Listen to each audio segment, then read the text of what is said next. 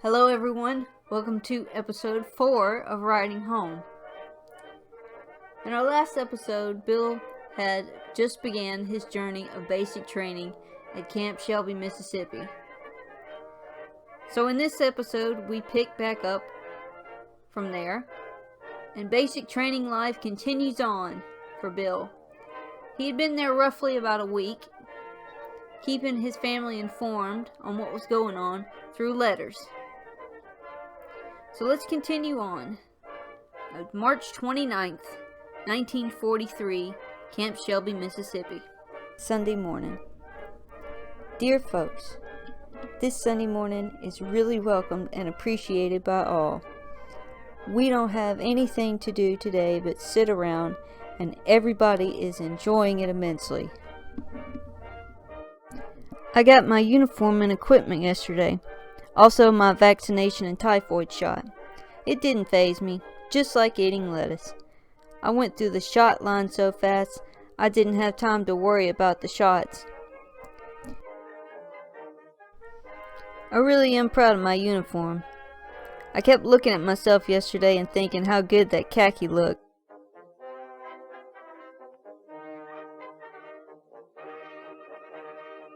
The results of my tests were made known to me yesterday. I made 114 on IQ.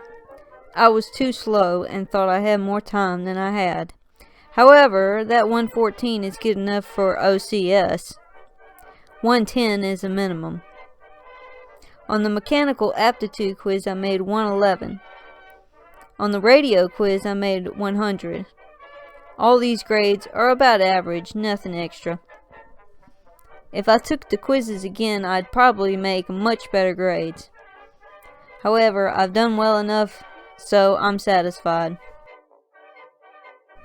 I'm leaving no stones unturned to get in the Air Forces, and believe that I stand a fair chance. According to my experience working in the store, I should be put in QM Corps.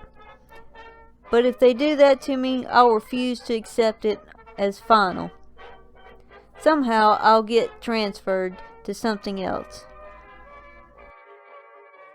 I'm going to visit with C.C. Provine today or tomorrow and enlist his aid in helping me.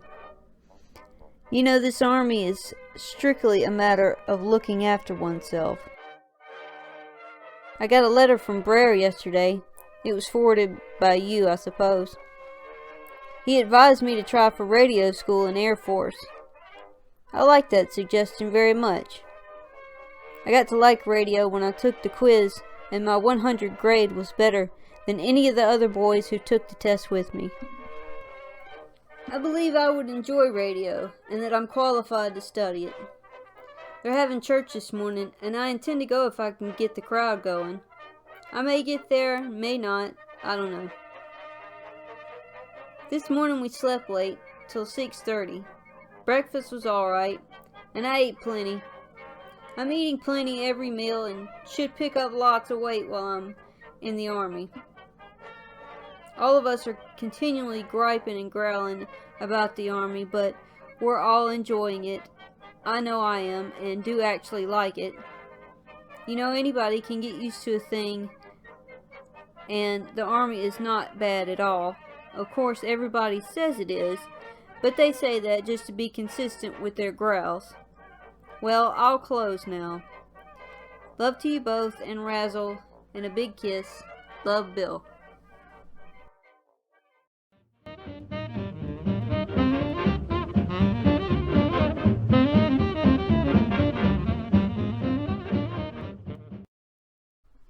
Bill remained at Camp Shelby around another week, meeting other men from all over the United States.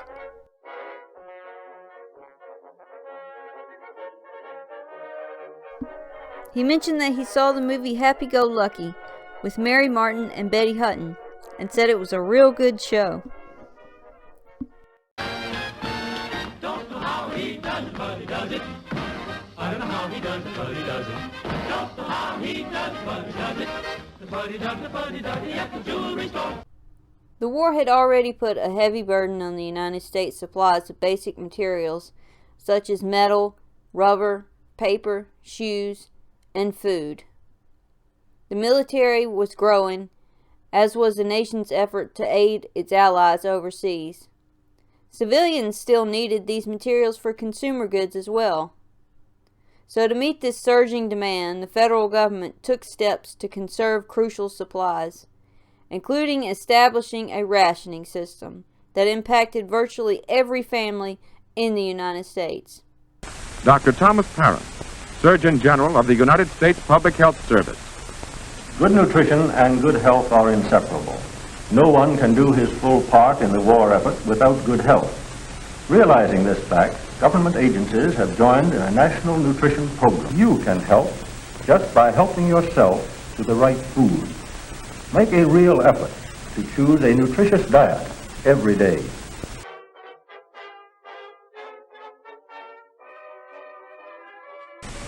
Every one of us must do this, for today we have no choice. War demands that no one waste food. War demands that we use the good foods available to us to build an armor of health.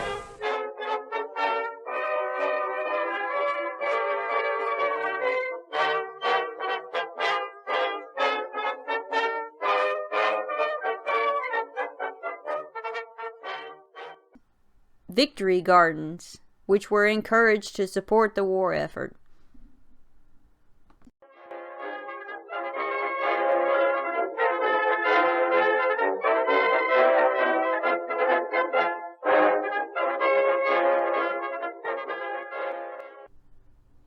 Despite this, Bill assured his family that they were eating good in the Army. He continued to write that he had been there 11 days and had enjoyed 10 out of those 11 days, that the first day was hard. My buddy at the classification center has practically assured me that I'm in the Air Force.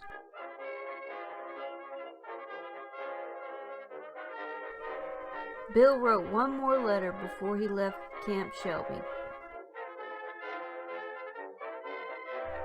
April 3rd, 1943, Saturday morning. Dear Mother and Daddy, I got my pre-shipping out inspection this morning and will ship out within 48 hours.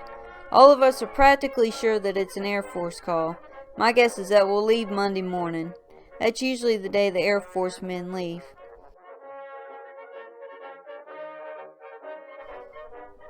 I would have called KP this morning if I hadn't been slated for an inspection. You probably won't hear from me for the next 3 or 4 days because I'll be traveling. However, I'll let you know as soon as I get somewhere. Well, I'll stop and mail this. Love to all, Bill.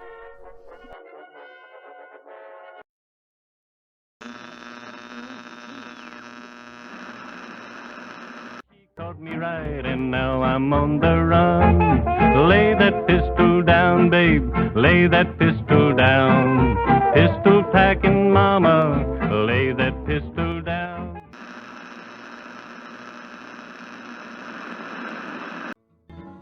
Low and lonely, sad and blue, thinking only of little you, always trying to keep from crying. I'm low and lonely over you.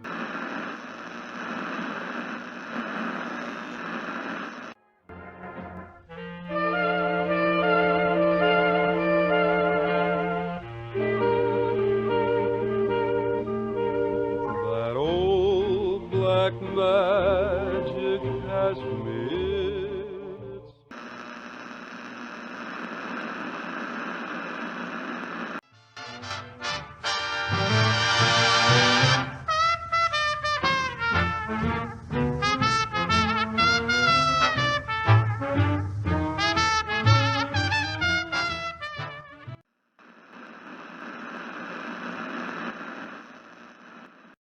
You can have vegetables, lots of them, on your table next winter.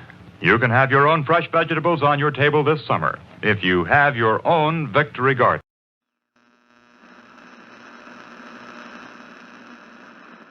Friends of the Inner Sanctum. This is Raymond, your host. I'm glad you came tonight because we have a very special guest of horror with us. I'd like you to meet the late Johnny.